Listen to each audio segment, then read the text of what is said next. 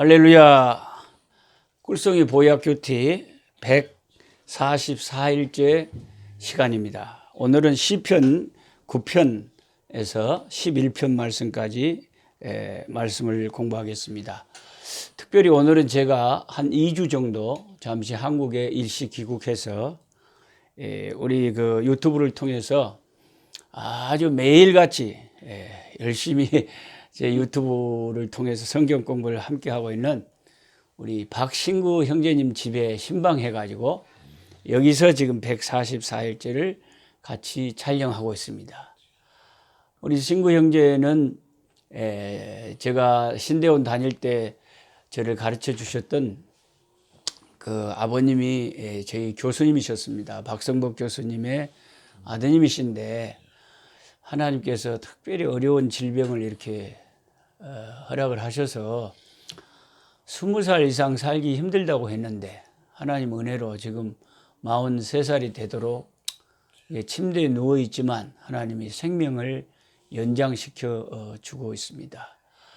24시간 이렇게 침대에 누워만 있어서 여러 가지도 얼마나 어렵겠습니까? 그러니 인공호흡기에 의존해서 이렇게 간병해 주시는 분의 도움과 어머니의 사랑으로 하루하루 천금 같은 생명을 영위하고 있습니다. 그래서 제가 이렇게 끼고 있는 이 마이크도 우리 신구 형제님이 아프리카까지 보내줘서 이렇게 녹화를 잘 하고 있습니다. 얼마나 하나님의 은혜가 감사한지, 또 우리가 이렇게 자유롭게 걸어 다닐 수 있고 건강할 수 있다는 것도 이렇게 힘든 형제를 보면 우리는 또 얼마나 특별한 혜택을 누리고 있는지 모르겠습니다. 시편 9편 여러분 한번 성경을 펼쳐보시면 다윗의 시라고 되어 있고 인도자를 따라 문나벤에 맞춘 노래다 그랬습니다. 한국 사람이 발음하기도 좀 힘든, 전혀 듣도 보지도 못한 말인데 문나벤에 맞춘 노래. 문나벤이란 게 뭘까요? 그 앞뒤 문맥을 보면 대충 짐작할 수 있는 게 이게 시니까, 시고 노래니까 문나벤이라고 하는 무슨 악기가 아닐까, 아니면 어떤 그 노래할 수 있는 곡조나 악기에 관련된 용어라 이렇게 생각하면 됩니다. 그래서 시편 9편은 다윗이 만든 시인데 인도자를 따라서 문나벤이라고 하는 그 악기 아니면 문나벤이라고 하는 그 곡조에 맞추어서 부르는 노래다 이렇게 아시면 되겠습니다. 그 다음에 16절에 보면 히가연이라는 말이 나옵니다. 히가연. 여호와께서 자기를 알게 하사 심판을 행하셨으며 악인은 자기가 손으로 행한 일에 스스로 얽혔도다. 히가연 셀라 이렇게 되어 있습니다. 제가 이렇게 설명을 안 해드리면 오마 히가연이 뭐다냐 헷갈리네 이렇게 생각할 수 있고, 또 셀라가 뭐다냐 맨날 시편에 셀라라고 나오는데 이게 뭔 소리다냐. 그래서 우리가 늘 이렇게 성경을 교회만 다니면 뭘 아는 게 아니고 성경을 공부를 해야 됩니다. 히가연이라고 하는 것은 일반적으로 히브리어 하라라고 하는 말에서 유래한 것 같은데 하가라고 하는 말에서 히가연이 나왔는데, 이 하가라고 하는 동사는 묵상하다는 뜻입니다. 묵상하다. 그래서 히가연 그러면 묵상, 그러면 잠시 이 노래를 하고 찬양을 하다가 잠시 멈추어서 묵상을 해라. 그런 어떤 표시라는 거죠. 노래에 우리가 노래 악보를 보다 보면 좀 더 세게, 좀 더 약하게, 구슬프게, 명랑하게, 밝게 그런 표시가 있는 것처럼 이 시편은 전부 노래이기 때문에 히가연이라고 하는 것은 잠깐 멈추었다가 하는 그런 장면이다 이렇게 생각하면 됩니다. 그 다음에 셀라라고 하는 말은 시편 전체에서 상당히 많이 나오죠. 셀라. 우리는 뭣도 모르고 교회 다니면서 셀라가 있으면 셀라 그런데 셀라가 뭐 어쩌란 말인고 모르고 시방 교회를 다니고 있는 사람들이 많습니다. 셀라라고 하는 말이 시편 전체에서 몇 번 나오냐면 71번이 나와요. 71번. 그리고 하박국이 쓴 그 글에도, 하박국 선지자의 글에도 3장에 보면 3번이나 하박국의 기도 가운데 셀라라고 적혀 있습니다. 그럼 이 셀라라는 말의 뜻이 뭐냐? 대개 학자들이 제가 주석책을 찾아보니까 한 4가지 정도로 해석을 하는데, 강조의 뜻이 있다는, 강조. 셀라라고 나오면 그 부분을 더욱 강조해서 더 큰 소리로 노래를 한다거나, 크레센도 같이 더 크게, 더 세게 라는, 그런, 우리 한국말로 하면 뭐가 딱 마음에 다가오면 아멘 하듯이 그런 의미의 셀라가 아닐까, 이렇게 생각을 하는 겁니다. 두 번째 의미는 영원이라고 하는 의미가 있다. 영원히. 그래서 어떤 진리가 너무 가슴에 다가오니까 영원히 그와 같이 되기를 원합니다 하는 뜻을 담고 있는 합창송영, 그런 뜻이라고 합니다. 또 어떤 학자는 그런 게 아니고 셀라라고 하는 말은 엎드린다는 뜻이다. 엎드려. 그래서 그 말씀이 된 부분에서는 부복해서 너무 은혜가 되고 감동이 돼서 엎드려야 되는 부분이 아니냐, 이렇게 해석을 하기도 합니다. 그 다음에 4번째로는 히브리어 살랄이라는 말이 있는데, 그 살랄이란 말은 일으키다, 높이다, 그런 뜻이랍니다. 그래서 만약에 이 셀라가 살랄에서 왔다면 목소리를 높이고 악기들의 음조를 그 부분에서 높여라 하는 뜻일 수가 있다고 합니다. 하도 제가 여러 가지 설명을 해서 헷갈릴 수가 있는데, 셀라라고 하는 말이 나오면 뭔가 보통하고는 다르게 좀 강조하는 듯한 뉘앙스가 풍긴다, 그렇게 생각하면 되겠습니다. 자, 그럼 시편 9편하고 10편은 어떤 특징을 가지고 있냐면, 문학적으로 히브리어 알파벳이 있잖아요. 한국에 기억니은이 있는 것처럼 히브리어 제일 첫 번째 알파벳이 알렙이라는 겁니다. 알렙, 두 번째 베이트. 그런데 이 알렙이라고 하는 그 1절에 알렙부터 시작을 해요, 이 시가. 그럼 2절은 베이트. 영어로 말하면 A, B, C, D, E, F, G 쫙 해놓고 A에 관련된 단어로 그 시를 시작을 하는 거예요. 그러니까 어지간히 기술이 좋지 않으면 이런 시를 만들기가 힘들죠. 그래서 시편 9편과 10편은 이와 같이 히브리어 알파벳 하나하나에 맞추어서 만든 시다. 그것을 이제 상식적으로 아시고, 1, 2절에 다윗이 무언가를 하겠다고 다짐을 합니다. 무언가를 하겠다 그러냐면, 내가 전심으로 여호와께 감사하며 주의 모든 신기한 일들을, 기이한 일들을 전파하리이다. 내가 주를 기뻐하고 즐거워하며 지존하신 주의 이름을 찬송하리이다. 이렇게 자기가 앞으로 하겠다는 다짐이 나와요. 뭘 자기가 하겠다고 하냐면, 감사드리고 하나님께 하나님의 역사를 전하고 기뻐하고 즐거워하는데, 하나님에 대해서, 하나님이 하신 일들에 대해서 감사하고 전하고 기뻐하고 즐거워 찬송하겠다고 합니다. 우리 신구 형제 말할 수 있죠? 네. 아이고, 말을 할 수 있는 것만 해도 감사하네. 네. 여러분 좀 들리십니까? 신구 형제 목소리가? 예, 말은 조금 희미합니다만은, 들리기는 들리죠. 근데 하나님이 생명 주시는 동안 우리 신구 형제도 똑같은 시편 9편의 1절, 2절하고 똑같은 심정이, 다윗의 심정이. 뭐냐? 다윗이 한 말이, 내 평생에 나는 하나님과 하나님이 하신 기이한 일들에 대해서 감사하겠고 기뻐하겠고 즐거워하겠고 그 이름을 찬송하겠다는 거예요. 그게 지금 다윗이 시편 9편 1, 2절에서 고백하는 겁니다.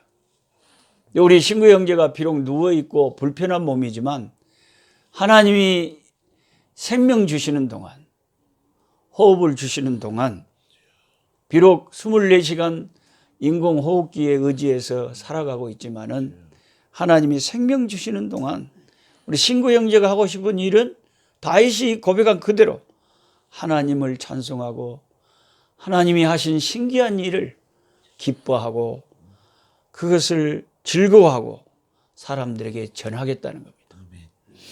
신구 형제가 이게 24시간 방에만 이렇게 누워있지만은 요즘은 이제 SNS가 발달돼 가지고 카톡으로도 제 이 영상, 이 유튜브도 많이 퍼나르고 또 페이스북을 통해서도 많이 또 친구들과 함께 나누고 할 수 있는 일들을 기도와 찬송으로 하나님의 기이한 일을 전파하고 있다.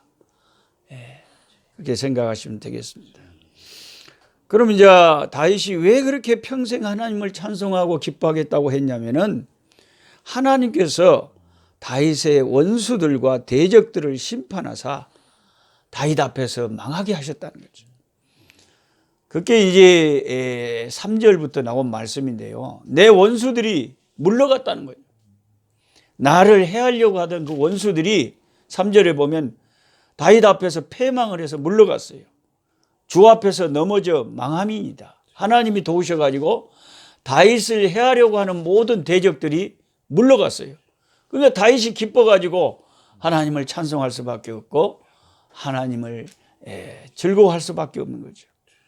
그리고 주께서 나의 의와 송사를 변호하셨으며 보좌에 앉으사 의롭게 심판하셨나이다. 이방 나라들을 책망하시고 악인을 멸하시며 그들의 이름을 영원히 지우셨나이다. 앞으로 또 그렇게 될 거예요. 우리 하나님의 심판의 날이 오면 이방의 모든 하나님이 아닌 거짓 신들과 거짓 종교들 하나님이 다 그들의 이름을 영원히 지워버리신다는 거예요. 영원히 지워버린다. 5절에 그랬죠. 이방 나라들을 책망하시고 악인을 멸하시고 그들의 이름을 영원히 없애버린다. 그래서 6절에 원수가 끊어져 영원히 멸망하였사오니 주께서 무너뜨린 성읍들을 기억할 수 없나이다. 너무 많이 무너뜨리셔가지고 어느 성읍이 하나님의 능력으로 무너졌는지를 기억할 수 없을 정도가 될 거랍니다. 앞으로 주님의 심판날이 임하면 이 모든 세상이 하나님의 심판의 불에 의하여 무너집니다. 세상의 모든 나라들, 성읍들 다 기억할 수도 없어요. 그래서 7절에 여호와께서 영원히 보좌에 앉으시고 심판을 위하여 보좌를 준비하셨도다. 하나님의 심판의 보좌가 펼쳐지고 앞으로 온 세상은 하나님의 심판 앞에 놓이게 되고 세상은 온데간데 없어질 것입니다. 그래서 이런 것을 알기 때문에 다윗은 성령 안에서 하나님만 영원히 찬송하고 하나님을 기뻐하겠다. 그렇게 말한 것입니다.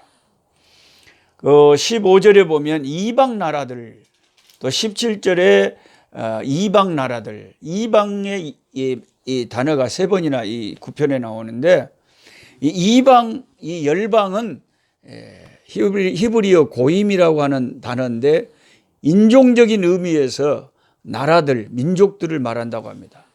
이스라엘 민족 외에 택한 백성 외에 이방인들, 다른 말로 하면 본문의 악인, 사악한 자들, 하나님을 대적하고 하나님을 알지 못하는 자들을 이들이 어떻게 되느냐.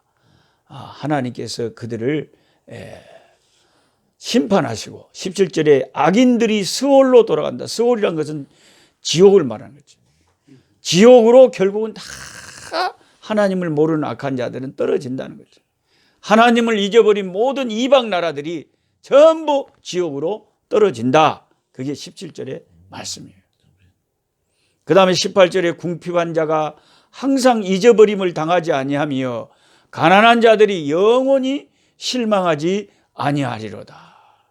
하나님은 제가 늘 이 유튜브 끝에 부르는 찬송처럼 약한 자 힘주시고 가난한 자, 궁핍한 자를 하나님은 실망시키지 않는다. 그래서 제가 한국에 오면 꼭 우리 신구 형제 신방을 해야 되겠다. 그리고 여기서 또 유튜브를 하루 분을 촬영해야 되겠다. 그렇게 생각했는데 하나님이 이렇게 생각대로 되게 해주셔서 감사합니다. 그러니까 제가 그런 게 아니라 제 마음의 하나님이 주신 마음이라는 거예요. 하나님도 나만 그러는 게 아니라 하나님도 궁핍한 자를 잊어버리지 않고 가난한 자들을 영원히 실망케 하시는 분이 아니라는 거죠. 18절에 분명히 그랬죠. 궁핍한 자가 항상 잊어버림을 당하지 아니하며 가난한 자들이 영원히 실망하지 않는다. 이 세상에서는 잠시 동안 우리 친구 형제가 육신의 이 질병 때문에 고통당하지만 영원히는 아니라는 거죠. 영원히는 아니라는 거죠. 예? 궁핍한 자가 항상 잊어버림을 당하는 게 아니고 가난한 자들이 영원히 실망하지 아니하다. 하나님 안에서는, 예수 안에서는 항상 소망이 있는 겁니다. 이 세상에 우리가 건강하지만 건강한 자들도 잠깐이면 지나가잖아요. 세상을. 그러나 하나님께서는 가난하고 힘들고 고통당하는 자들의 고통을 영원히 그대로 놔두지 않는다. 반드시 회복시키시고 이 세상의 그 모든 고통과 아픔을 꿈에 본 듯 잊어버릴 수 있게 앞으로 영광의 관을 씌워 주실 것입니다. 그래서 시편 9편 마지막 절에 이제 여호와여 20절에 그들을 두렵게 하시며, 여기서 그리란 것은 이방, 열방, 하나님을 모르는 자들을 두렵게 하시며 이방 나라들이 자기는 인생일 뿐인 줄 알게 하소서. 셀라. 셀라. 강조를 하는 거죠. 자기들은 하나님이 아니고 신이 아니고 인간뿐인 줄을 스스로 알게 해달라. 이렇게 마지막 기도를 하고 있습니다. 근데 인간의 그 하나님 앞에서 무력함을 아는 자들은 은혜 받은 사람들이지, 보통 사람들은 아주 그냥 자기 잘난 맛에 오늘도 바쁘게 살고 있어요. 하나님 앞에서 자신의 무력함을 알고, 아이고 내 인생도 언젠가는 세상 떠나서 하나님 앞에 설 것인데, 그런 가난한 마음을 갖는 사람들은 벌써 은혜 받은 사람들이죠. 자기가 티끌밖에 안 된다는 것을 아는 것 자체가 은혜예요. 하나님 앞에 겸손한 사람들은, 은혜 받은 사람들이 그렇게 되지, 은혜 안 받은 사람들은 아주 기고만장하게 삽니다. 그러다가 언제 후회합니까? 지옥에 떨어져서, 수월에 떨어져서, 이럴 줄 알았으면 내가 교회 다닐 건데. 지금 세상 사람들이 자유가 있고 건강이 있을 때는 그런 생각 안 해요. 내가 멸망할 인생이구나. 이걸 누가 깨닫습니까? 은혜를 받아야 깨닫는 거죠. 그리고는 결국 지옥에 떨어진 다음에 지옥에 있는 사람들이 제일 많이 하는 후회가 세 가지라고 합니다. 첫째는 이럴 줄 알았으면 교회 다닐 걸. 이럴 줄 알았으면 예수 믿을 걸. 그런 그 후회. 아이고 우리 집 앞에 교회가 바로 있었는데 내가 왜 안 나갔을까? 우리 아버지가 나가라고 그 난리를 쳤는데 내가 왜 안. 그게 어리석어요 인간이. 언제 합니까? 심판을 받을 때 하는 거예요. 엄마 진짜네 이거? 나는 성경이 거짓말인 줄 알았지 참말이단께. 그러면 나중에 알면 뭐 할 거예요 이제? 그거 아무 쓸데없는 거죠. 버스 지나가 본데.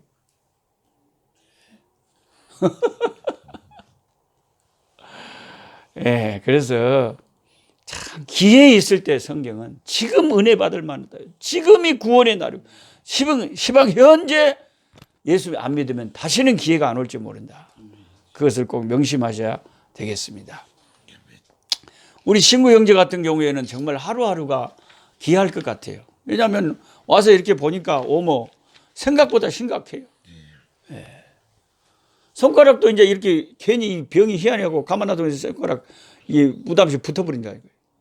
붙어버리고 시방 굳어버리고 아이고 가슴 뺐다고는 밖으로 튀어나오고 배는 그냥 불러오고, 그리고 욕창 안 생긴 것만 해도 다행이죠. 24시간 몇십 년 한번 누워 있어 보세요. 어떻겠어요? 그러니까 이제 이런 우리 신규 형제 같은 경우에는 하루하루의 생명이 귀한 거예요. 하루 생명이 귀한 거예요. 그래서 우리도 내가 인생뿐인 줄, 내가 벌레요 사람이지만은 정말 먼지와 같은 인생뿐인 줄을 알게 하소서. 이 성경 말씀을 우리가 명심해야 되겠습니다. 그 다음에 시편 10편에 가면 제가 아까 그랬죠. 9편하고 10편 이 시편의 두 편이 히브리어 알파벳의 순서에 따라서 시를 지어놓은 거라고. 그래서 이 시편 10편은 9편에서 시작된 히브리 알파벳 닭관체 시가 그 9편하고 연결된 거예요. 이 시편이. 그래가지고 이제 9편의 후반부가 이 시편 10편에 해당되는 겁니다. 이 시편 10편을 읽어보면 이 시는 슬픔과 호소로 가득 차 있는데, 우리가 종종 절망스러운 상황에 처하여 인생이 그 절망을 겪을 때마다 하나님의 백성으로서 이 다윗이 자기 심정을 표현하고 있어요. 1절에 이렇게 표현합니다. 여호와여 어찌하여 멀리 서 계시고 어찌하여 환난 때에 나에게서 얼굴을 숨기시나이까. 너무 자기가 힘드니까 하나님이 구말리 장처 멀리 계신 것 같고 하나님이 얼굴을 그냥 딱 나한테 숨바꼭질하듯이 숨겨버린 것 같아요. 만약에 하나님이 나에게 가까이 계신다면 나에게 이렇게 큰 어려움을 당하게 할 리가 없다, 이런 생각을 하는 거죠. 그래서 다윗이 호소를 합니다. 여호와여 어째서 멀리 서 계시고 어찌하여 환난 때에 나에게서 숨어버리십니까? 근데 이제 이게 기도가 중요하다는 것이요. 자기 느낌이 요새는 통 하나님이 나한테 멀리 가본 것 같아요, 이런 느낌이 들 때가 있어요. 신앙생활 하다 보면. 그럴 때는 이게 이제 어머니 뭐 말하자면 단술입니까? 이게 겁나게 시원하게 맛있겠네. 예. 그래서 살다 보면은 신앙생활을 잘하는 사람도 어떨 때는 다윗 같은 느낌이 들어요. 하나님이 나한테 멀리 계신 것 같고 하나님이 안 느껴져. 그 하나님이 나한테 그냥 내가 정말 힘들 때 꼭꼭 숨어버린 것 같아요. 그런 느낌을 다윗이 여호와여 어찌하여 멀리 서 계시며 어찌하여 환난 때에 숨어 계십니까? 이렇게 시편 1절처럼 기도로서 호소를 하는 거예요. 기도라는 게 뭐 고상한 게 아니고요. 우리 인간이 어려움을 당할 때에 우리도 다윗처럼 하나님 어째 그렇게 멀리 계신 것 같이 내가 이렇게 심정이 답답한지 모르겠습니다. 하나님 좀 나에게 나타나 주시고 내 가슴을 좀 뜨겁게 해 주시고 하나님 나를 좀 도와주세요. 왜 이렇게 멀리 계신 것 같습니까? 성령을 보내주셔서 이 힘들고 어려울 때 좀 나에게 힘 좀 주세요. 이렇게 다윗은 솔직하게 자기 느낌을 기도로서 시로서 표현하고 있는 거예요. 우리 신구 형제도 이 시편이 왜 있냐면 우리가 힘들 때 이 시편을 읽어버리면 꼭 내 기도하고 똑같아. 어떨 때 답답할 수가 있잖아요. 또 오늘이 마지막인가 또 싶어갖고 두려움이 올 때도 있을 거고. 그럴 때는 다윗처럼 시편을 읽어요. 그냥 여호와여 어디 계십니까? 어찌하여 멀리 서 계시고 어찌하여 환난 때에 나에게서 숨으십니까? 이런 기도를 하면요 사람이 표현을 하고 나타내면 속이 풀린다게. 어떤 아주 싸나운 시험실 밑에서 시집살이 하는 요즘은 그런 며느리가 별로 없습니다만 옛날에 들어보면 그런 며느리 속이 터져본대. 어디 가서 말할 데가 없으니까. 그러니까 부엌에서 불 때다가 괜히 그냥 부적덩이를 갖고 그냥 땅을 치면서 혼자서 뭔 말을 짓거리는데 얼마나 답답하겠어요.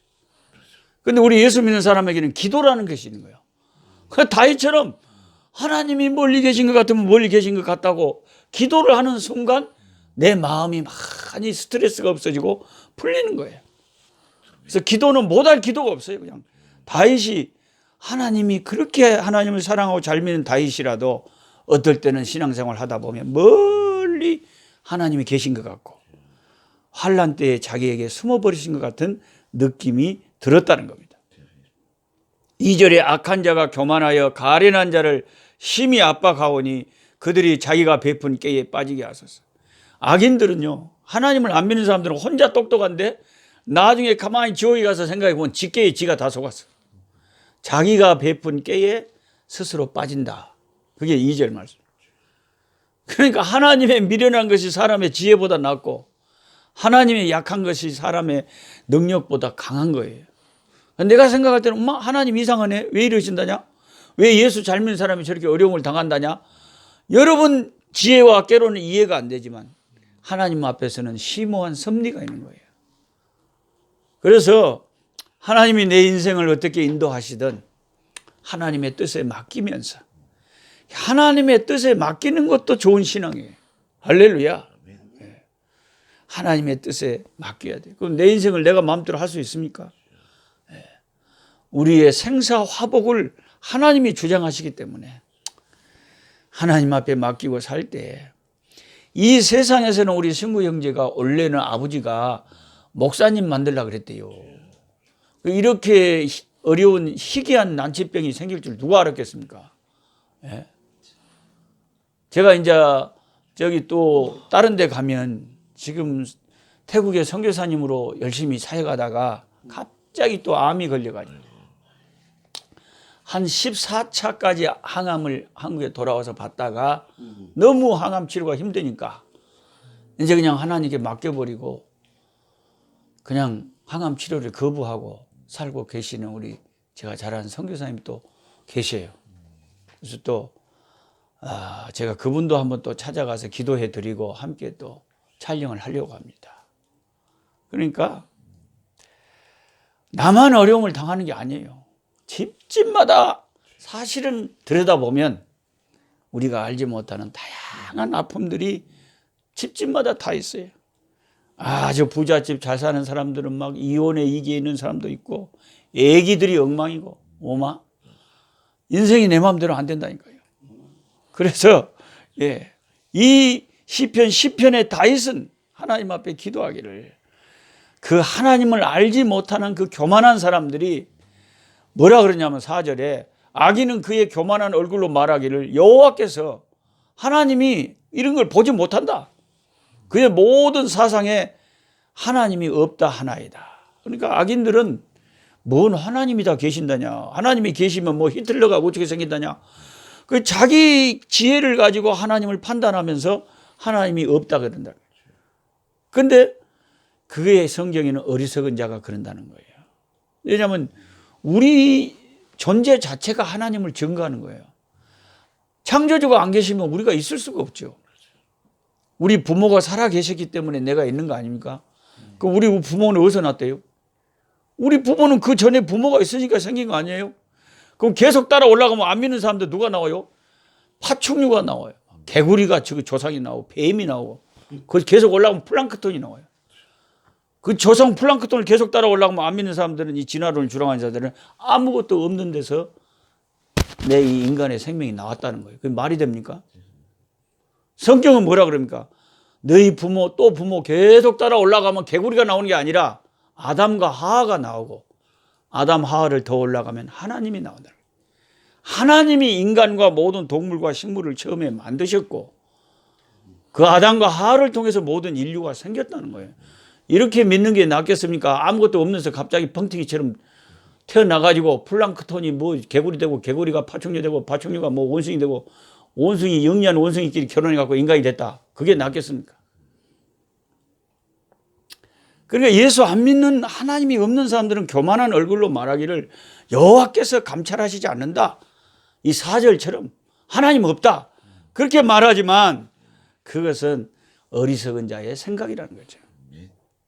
그래서 12절에 여호와여 일어나옵소서 하나님이여 손을 두옵소서 가난한 자들을 잊지 마옵소서 어찌하여 악인이 하나님을 멸시하여 그 마음에 이르기를 주는 감찰하지 않는다. 주님 하나님은 보지도 않고 듣지도 않고 주는 심판하지 않는다. 그런 말이 들리게 하십니까? 하나님이 어서 이 땅에 오셔서 세상을 심판하시고 하나님의 왕국을 세우시라고 다윗이 시편 10편에 고백하고 기도하고 있습니다. 그는 1절에 불평으로 시작했어요. 하나님 어디 계십니까? 왜 이렇게 멀리 가 계십니까? 하더니 이제 계속 기도가 계속되면서 하나님에 대한 깊은 신뢰를 제가 고백하고 있는 거예요. 그 다음에 이제 세 번째로 11편, 시편 11편도 역시 다윗의 시인데요. 시편 11편은 상당히 짧죠. 그냥 7절까지 있습니다. 네, 1절부터 3절까지는 악한 자의 조롱. 악한 자들이 하나님이 어디 있냐고 조롱을 하는 거예요. 예수 믿는 사람은. 내가 여호와께 피하였는데 너희가 내 영혼에게 새같이 산으로 도망가라. 이렇게 조롱을 하는 거예요. 하나님 믿어봤자 소용없다. 하나님 믿어봤자 새같이 산으로 도망가라. 이 말은 하나님이 네 방패가 되지 못하니까 신앙을 포기해라는 거예요. 쓸데없는 그 교회 다니고 예수 믿는 거 그만두라는 거지. 예. 그런데 이제 4절부터는 다윗이 이제 답변을 하기를 여호와께서는 그의 성전에 계시고 여호와의 보좌는 하늘에 있다. 그의 눈이 인생을 통촉하시고 그의 안목이 그들을 감찰하신다. 그래서 악인이 야, 터가 무너져 버리는데 의인이 무엇을 하랴 하고 막 조롱하고 핍박하고 우리의 신앙을 이렇게 포기하라고 할 때 다윗은 답변하기를 하나님이 모든 우리를 살펴보시고 하나님께서 의로우사 정직한 자는 그의 얼굴을 보게 하실 것이다. 이렇게 7절에 고백을 합니다. 너희들은 하나님 믿지 마라. 그럼 안 믿으려고 말하라. 나는 의로운 하나님을, 의로우신 하나님, 의로운 일을 좋아하시는 하나님, 그래서 정직한 자가 그 얼굴을 뵙게 만드시는 그 하나님을 나는 믿을 것이다. 악인들은 불과 유황에 타는 그들의 그 바람이 그들의 잔에 소득이 되고 불과 유황을 태우는 그 바람, 즉 지옥의 불에 그들은 결국 빠지게 된다. 이게 이제 시편 11편의 다윗의 고백입니다. 너희들은 안 믿으려면 말해라. 나는 끝까지 하나님을 믿고 하나님을 의지할 것이다. 어떤 시련과 시험이 와도 나는 하나님을 나의 하나님으로 고백하고 살 것이다. 그렇게 시편 11편의 고백이 있습니다. 자, 오늘은 우리 신구 형제님 댁에 와서 같이 말씀 이렇게 촬영하고 같이 기도하고 또 찬송하고 그래서 너무 좋습니다. 자, 이제 말씀을 마치고 제가 우리 신구 형제를 기도할 때 여러분 온 세계에 흩어져서 이 유튜브를 통해서 함께 하시는 여러분도 우리 신구 형제님을 기억해 주시고 함께 기도해 주시기 바랍니다. 살아계신 우리 아버지 하나님, 다윗이 시편에 고백한 것처럼 때로는 하나님이 내 인생에서 멀리 계신 것 같고 내가 환난 당할 때 하나님의 얼굴을 숨기는 것 같은 느낌이 들 때도 있습니다. 그러나 우리의 신앙은 다시금 하나님을 향하여 고백합니다. 주는 나의 피난처가 되시고 주는 영원한 심판자가 되셔서 정직한 자로 주의 얼굴을 뵙게 하시고 주 예수를 구주로 믿는 자로 영광 중에 나타나 얼굴과 얼굴을 대하고 예수님을 만나보고 그곳에서는 질병도 없고 그곳에는 힘껏 뛰고 즐거워하며 천사들과 찬송하며 이 세상에 그 고생했던 모든 인들을 꿈에 본 듯 잊어버릴 줄 믿습니다. 주 아버지 하나님, 주님께서 우리 신구 형제에게 이 땅에 생명 주시는 동안 하나님을 찬양하고 하나님을 기뻐하며 주를 전하기를 원합니다. 주여 위로하여 주시옵시고 이 종은 잠시 왔다 가지만 하나님께서 늘 성령으로 함께 계시는 줄 믿습니다. 볼지어다 내가 세상 끝날까지 너희와 항상 함께 있으리라. 그 약속을 믿습니다.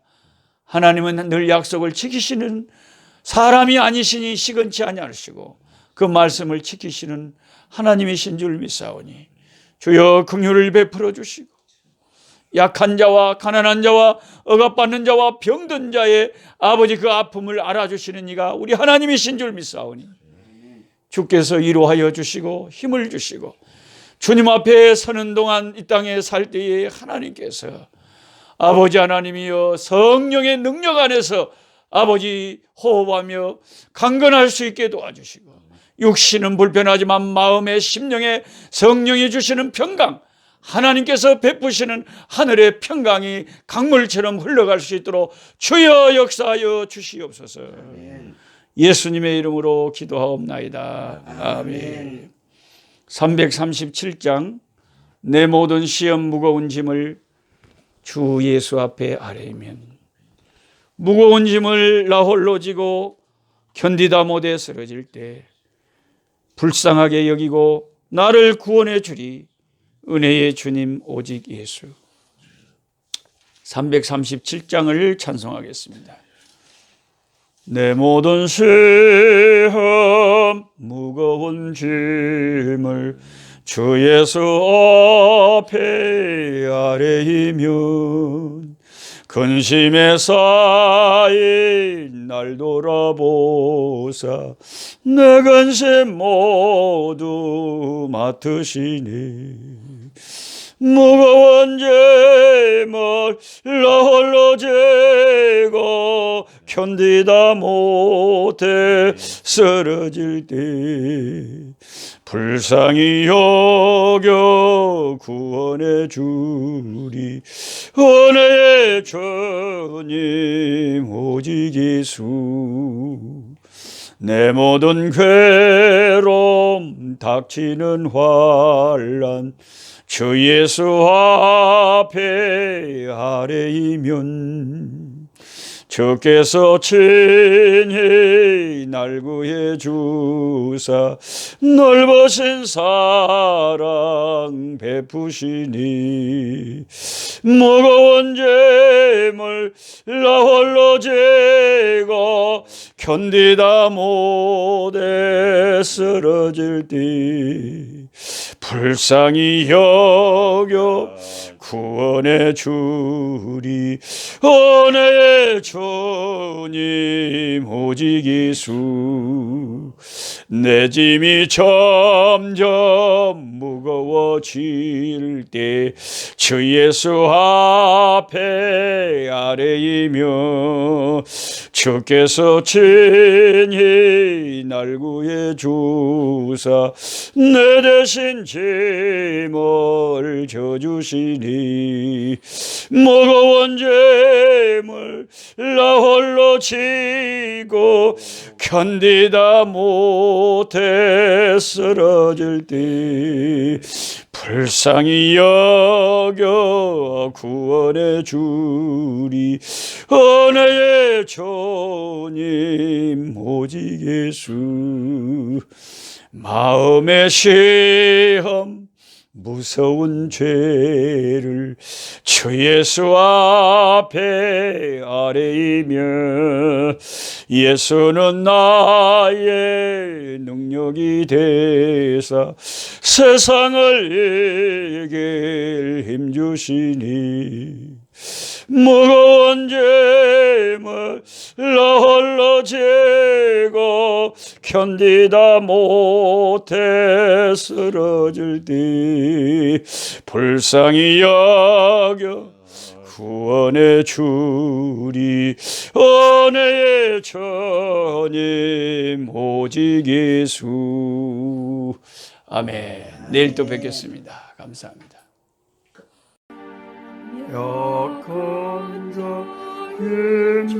힘주시고 강한 자 바르게 주 환자 정택함이 주님의 뜻이라. 해 아래 압박 있는 곳 주 거기 계셔서 그 팔로 막아 주시오.